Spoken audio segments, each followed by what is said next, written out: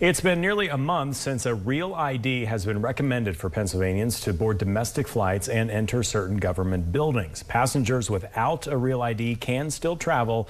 However, they may be subject to additional screenings. Our Jake Sarwar shows us what it's like to fly without a real ID and shares statistics from PennDOT license centers.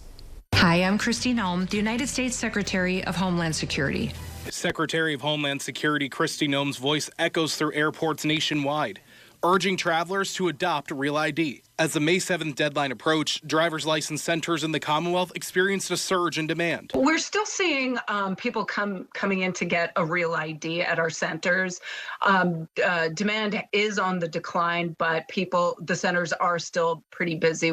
Amy Anama, PennDOT's driver and vehicle services press officer, noted that more than a dozen locations across the Commonwealth offer a same-day service. We have 15 same-day Real ID centers, and at those centers you could go in, bring your paperwork, get verified image, and you can walk out with your Real ID product at the time of service.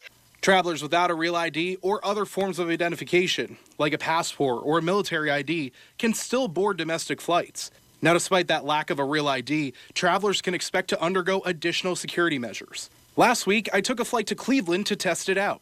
When I arrived at the security screening at the Wilkes-Barre Scranton International Airport, a TSA officer swabbed my thumbs and then patted me down before letting me proceed. Now, I did arrive at the airport early, but overall, it took less than 10 minutes. On my way home from Cleveland, a TSA supervisor escorted me through the line and swabbed both my cell phone and laptop for testing. Once those both came back normal, I was on my way to the gate. No issues at all, and probably less than 5 minutes. In Wilkes-Barre, I'm Jake Sarwar, Fox 56 News, First at 10.